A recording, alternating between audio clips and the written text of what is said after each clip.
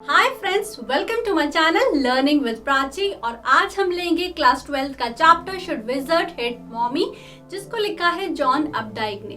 तो पहले हम डिस्कस करेंगे इस चैप्टर की थीम और इस चैप्टर के कैरेक्टर्स। फिर हम डिस्कस करेंगे इस चैप्टर की main story that is summary, and last में हम डिस्कस करेंगे the moral issue raised by the author through this chapter, character sketch of the characters and other important main points. So let's get started.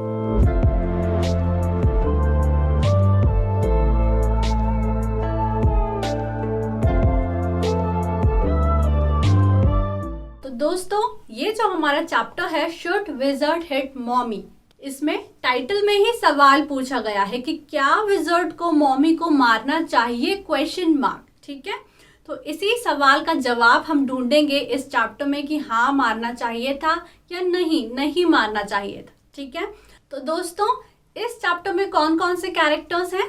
इस chapter में एक married couple जिसका नाम है Jack and clear.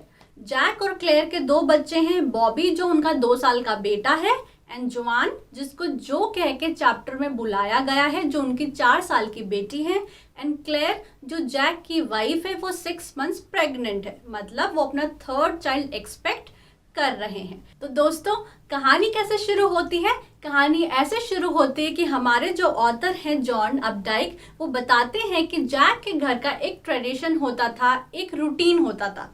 ठीक है, अब वो रूटीन क्या होता था? वो रूटीन ये होता था कि जो हमारे जैक हैं वो जो को स्टोरी सुनाते थे हर इवनिंग को, हर सैटरडे को। ठीक है, अब ये जो स्टोरी सुनाने का ट्रेडिशन है जैक का जो को, इसको हो गए हैं 2 साल। मतलब जब जो 2 साल की थी तब से ये स्टोरी सुनाने का ट्रेडिशन चालू हुआ है, और अब जो 4 साल की हो गई है। जैक जो को स्टोरी सुनाता था वो हर बार सेम ही होती थी विथ लिटिल वेरिएशन, यानी हर बार थीम जो होती थी वो सेम ही होती थी।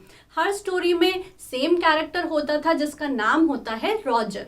तो रॉजर कभी फिश बनता है, कभी स्क्विरल बनता है, कभी चिपमंक बनता है, और हर बार रॉजर को स्टोरी में कुछ ना कुछ प्रॉब्लम जरूर होती थी। तो वो किसके पास जाता था?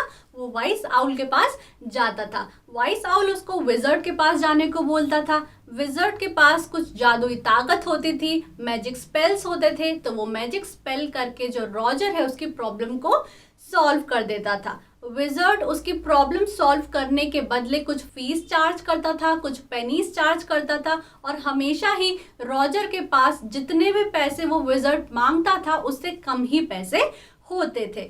फिर विजर्ड रॉजर को बताता था कि एक्स्ट्रा पेनीज वो कहाँ से ला सकता है।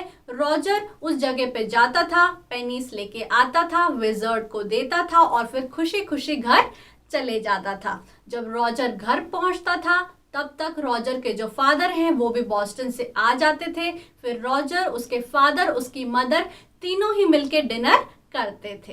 तो दोस्तों जैसा कि हमने डिस्कस करा है, जो रॉजर होता है वो हर बार अलग अलग जानवर बनता है। तो इस बार जो के कहने पे जैक रॉजर को एक स्कंक बनाता है। स्कंक कौन है? स्कंक एक वाइल्ड एनिमल है जिसकी बहुत फाउल स्मेल होती है। ठीक है, जिसकी बॉडी में से बहुत ही ऑफुल स्मेल आती है। अब ये जो हमारा रॉजर है वो क्या बन चुका है? Roger skunk. ठीक है, तो अब ये रॉजर स्कंक के बॉडी में से बहुत ही फाउल स्मेल आती है, बेकार सी स्मेल आती है। तो जो हमारा रॉजर स्कंक है जब भी जंगल में जाता था, दूसरे जो एनिमल्स हैं उसके साथ नहीं खेलते थे, उसको देख के भाग जाते थे, क्योंकि रॉजर स्कंक की बॉडी में से बहुत ही ऑफुल स्मेल आती थी। ठीक है, तो रॉजर स्कंक जो है वो काफी ज्यादा ह्यूमिलिएटेड फील करता था, डिप्रेस फील करता था, और लोनली फील करता था। क्यों? क्योंकि उसके साथ कोई भी एनिमल नहीं खेलता था। अब ये जो स्टोरी है, जब जैक जो को सुना रहा है तो जैक काफी ज्यादा अच्छा फील कर रहा है। क्यों? क्योंकि कहीं ना कहीं जो रॉजर स्कंक की स्टोरी है वो जैक के पर्सनल चाइल्डहुड से रिलेटेड है। ठीक है, जो हमारा जैक है, जो का फादर, उसको भी बचपन में स्टैमरिंग का प्रॉब्लम था। स्टैमरिंग का मतलब है हकलाना, ठीक से बोल नहीं पाना, अटक अटक के बोलना, जिसके कारण जैक को भी बचपन में काफ़ी ज़्यादा ह्यूमिलिएशन का सामना करना पड़ा। उनको भी काफ़ी ज़्यादा लोनली फील हुआ। तो जैक को अच्छा लग रहा था कि कहीं ना कहीं वो अपनी पर्सनल स्टोरी, एक रियल स्टोरी अपनी बेटी जो को सुना रहे हैं। तो दोस्तों, जब जैक जो को ये स्टोरी सुना रहे हैं तभी उनको नीचे डाउनस्टेयर्स आवाज आ रही है। किसकी आ रही है? अपनी वाइफ क्लेयर की। और क्लेयर क्या कर रही है? फर्नीचर मूव कर रही है। तभी जैक को ये ध्यान आता है कि उनको नीचे जाके अपनी वाइफ क्लेयर की फर्नीचर पेंट करने में मदद भी करनी है। और क्लेयर को अकेले फर्नीचर मूव नहीं करना चाहिए क्योंकि वो 6 मंथ्स प्रेग्नेंट है और ये उनकी हेल्थ को इफेक्ट कर सकता है। तो दोस्तों, हर बार की तरह जब भी रॉजर को प्रॉब्लम होती है वो वाइस आउल के पास जाता है। वाइस आउल उसको विजर्ड के पास भेजता है। विजर्ड मैजिक स्पेल करके जो हमारे रॉजर है उसकी प्रॉब्लम सॉल्व कर देता है। तो इस बार भी ऐसा ही हुआ। तो इस बार भी हमारा जो रॉजर स्कंक है वो रोते रोते जाता है वाइस आउल के पास। और वाइस आउल क्या करता है? रॉजर को बोलता है विजर्ड को विजिट करने के लिए। अब दोस्तों, जब जैक जो को ये स्टोरी सुना रहा है तभी जो जैक से पूछती है कि डैडी, क्या मैजिक स्पेल्स रियल होते हैं?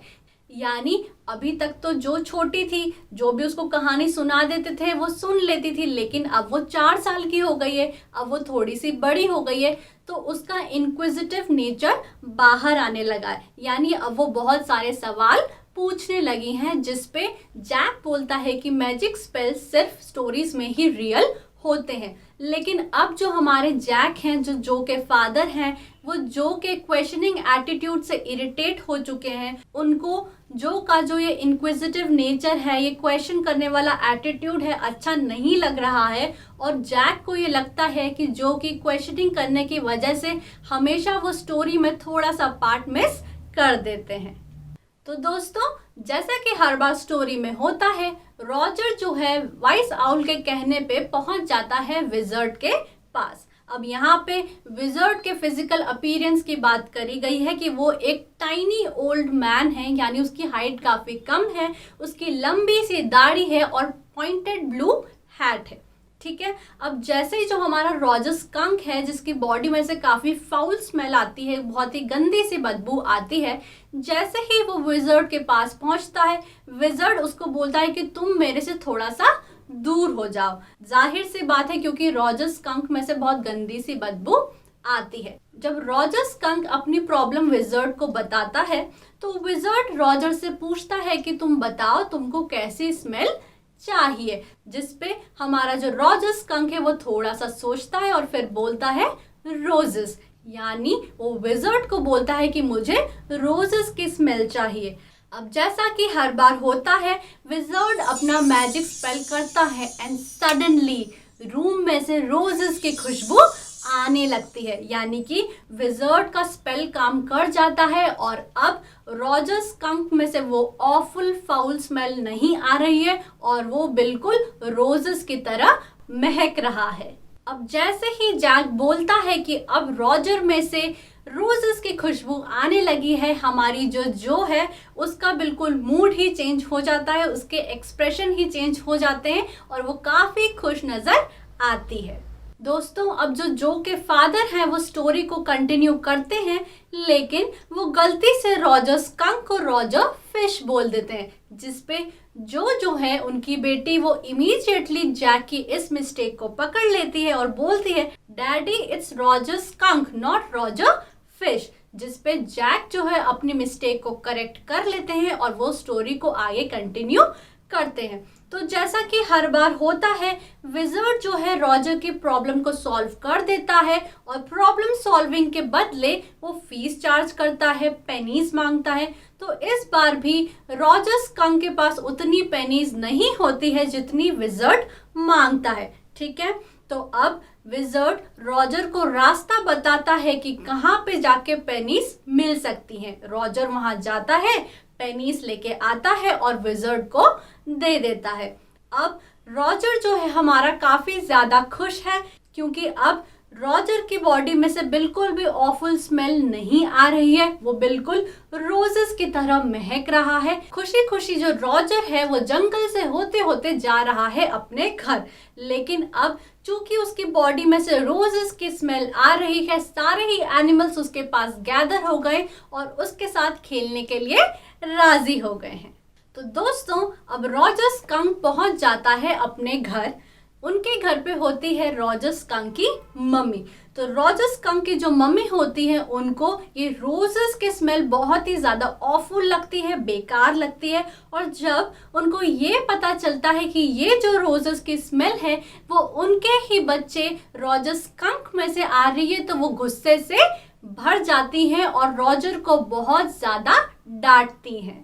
तो दोस्तों जब रॉजर स्कंक की मम्मी को ये पता चलता है कि विजर्ड ही वो पर्सन है जिसने उनके बच्चे की ओरिजिनल स्मेल को हटा के रोजेस की स्मेल डाल दी है, वो विजर्ड पे काफी ज्यादा गुस्सा होती हैं और रॉजर को विजर्ड के पास लेके जाती है। और वो इतनी गुस्से में होती है कि वो गुस्से में विजर्ड को हेड पे मार देती हैं। अब जब जैक जो को अपनी स्टोरी में बता रहे हैं कि मदर स्कंक को इतना ज्यादा गुस्सा आता है कि वो गुस्से में जो विजर्ड है उसको हेड पे मार देती है, जो बहुत ही गुस्सा हो जाती है और वो स्टोरी में इंटरप्ट यानी स्टोरी को रोकते हुए कहती है कि मॉमी को विजर्ड को नहीं मारना चाहिए बल्कि विजर्ड को मॉमी को मारना चाहिए। वो ऐसा क्यों कहती है? क्योंकि जो को ऐसा लगता है कि विजर्ड ने तो कितना अच्छा काम किया है, रॉजर की जो ऑफुल स्मेल थी, बुरी सी बदबू थी जो उसकी बॉडी में से आती थी, उसको हटा दिया और उसके बदले रोजेस की स्मेल डाल दी, जिसके कारण सारे ही एनिमल्स अब उसके साथ खेलते थे। उसको बिल्कुल भी ह्यूमिलिएशन और सैडनेस फील नहीं होती थी।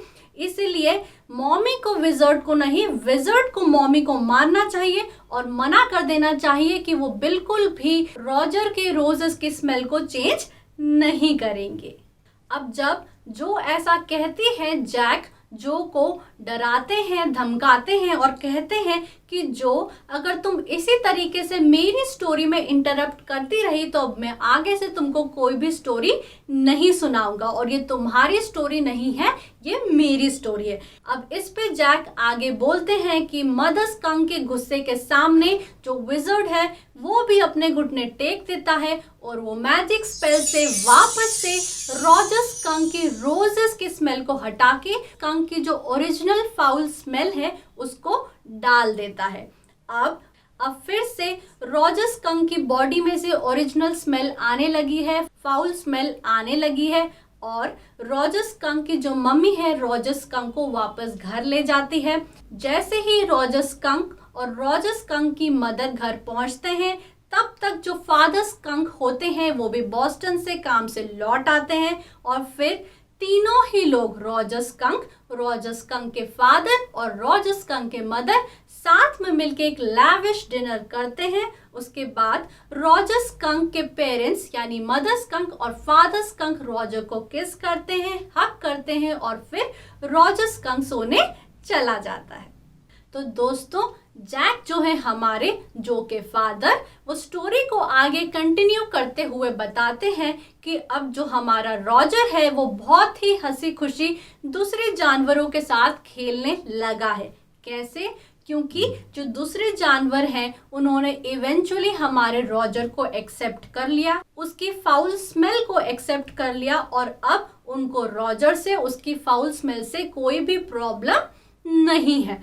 लेकिन जो अभी भी काफ़ी ज़्यादा गुस्से में है, उसको अभी भी ये एंडिंग पसंद नहीं आई है। उसको अभी भी यही लगता है कि मॉमी को विजर्ड को नहीं, विजर्ड को मॉमी को मारना चाहिए था।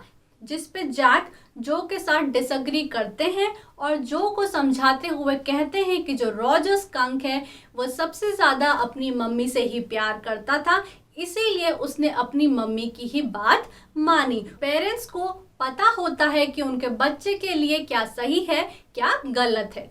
ठीक है, अब यहाँ पर जैक अपनी स्टोरी को ख़त्म करते हैं। वो जो को बोलते हैं कि अब तुम सो जाओ क्योंकि अब जैक को नीचे जाना है और नीचे जाकर अपनी वाइफ की हेल्प करनी है। तो दोस्तों अब जैसे ही जैक नीचे पहुंचता है वो देखता है कि उसकी जो वाइफ है क्लेयर, जो 6 मंथ्स प्रेग्नेंट है, वो फर्नीचर को पेंट कर रही है। जैसे ही जैक नीचे पहुंचता है क्लेयर बहुत ही गुस्से में जैक को बोलती है कि क्यों उसने जो को इतनी ज़्यादा लंबी स्टोरी सुनाई जिसकी वजह से उसको इतना ज़्यादा टाइम लग गया। अब जैसे ही क्लेयर जैक को ये बात बोलती है, सडनली जो जैक का मूड है वो चेंज हो जाता है। वो अपने आप को एक पिंजरे में कैद पाता है। उसको ऐसा लगता है कि वो एक अगले मिडिल पोजीशन में है और वो दो चीज़ों के बीच में जूझ रहा है, एक a world of stories and imagination and another a world of reality.